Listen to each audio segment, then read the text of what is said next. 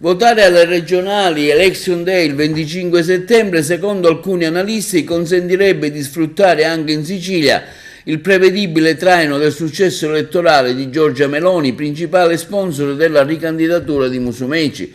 Dopo l'intesa siglata tra il movimento Diventerà Bellissima, fondato dallo stesso governatore, e Fratelli d'Italia, un modo insomma per rafforzare il proprio peso elettorale, nello stesso tempo giocare d'anticipo rispetto al durissimo scontro politico che si sta consumando nel centrodestra in Sicilia.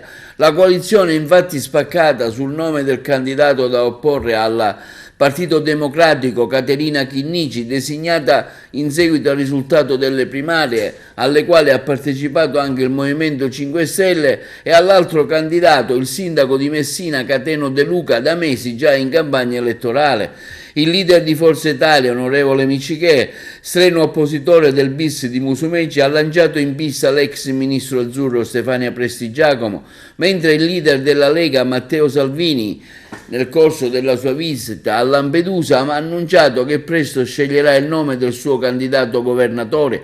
Tra i nomi papabili, quelli dell'onorevole Pagano, già assessore regionale ai beni culturali, e quello dell'onorevole Minardo. Per la Prestigiacomo è arrivato anche il beneplacito del premier Silvio Berlusconi, che ufficialmente l'ha proposta.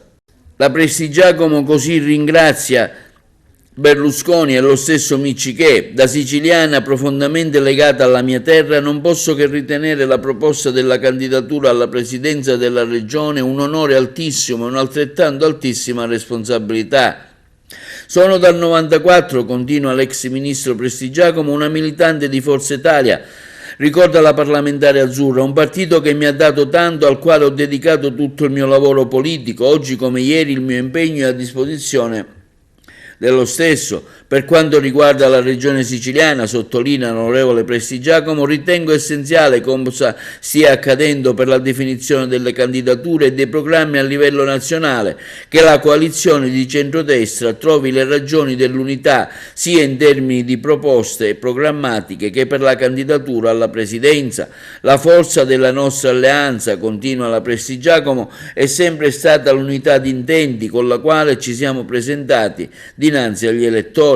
Venire meno a questo tratto distintivo, conclude, significherebbe disperdere il patrimonio di credibilità e di fiducia che i siciliani ci riconoscono e favorire così una sinistra senza idee che ha come unico obiettivo la restaurazione.